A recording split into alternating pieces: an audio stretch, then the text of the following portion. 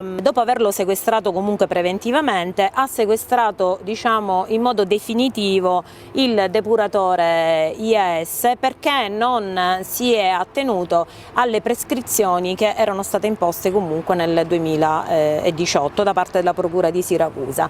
Per quali motivi ovviamente non sta a me a dirlo, ma comunque la Procura interviene, apre un fascicolo quindi ed emette un decreto per disastro ambientale.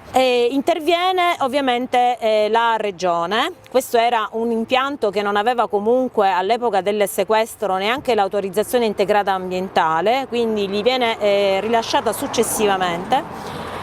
Le istituzioni intervengono, quindi le istituzioni regionali ma anche l'istituzione nazionale. Questo impianto è stato dichiarato impianto strategico nazionale insieme alla Lukoil. Questo impianto è stato diciamo dichiarato appunto impianto strategico nazionale, altrimenti le aziende del polo petrolchimico che conferiscono qui i reflui ovviamente industriali non avrebbero potuto proseguire la loro attività. Quindi interviene appunto lo Stato, lo dichiara impianto strategico nazionale, interviene anche la Regione e viene dato a questo depuratore che ci troviamo qui in questo momento, come insomma avete visto prima, abbiamo fatto tutte le segnalazioni attraverso il Nose perché c'è una puzza fortissima che proprio brucia la gola, il naso, perché riteniamo che sia vergognoso che i cittadini debbano continuare a subire questo inquinamento e a questo impianto sono stati dati 3 anni per adeguarsi.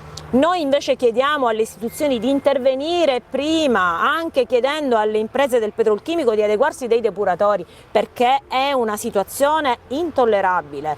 Io sfido chiunque a venire qui in questo momento e non avere un malessere dovuto a questa puzza veramente nauseabonda che c'è sul territorio. Quindi abbiamo anche proprio l'impossibilità come abitanti del territorio di venirci a fare una passeggiata al mare perché purtroppo ci dobbiamo subire questi attacchi e queste molestie olfattive. Qua sembra tutto completamente abbandonato, con questo odore davvero devastante e tutti i vari cartelli di divieto di balneazione, ma la cosa ancora più grottesca è che troviamo poi l'insegna, andando avanti con la macchina, di riserva naturale, quindi questa sarebbe una riserva naturale.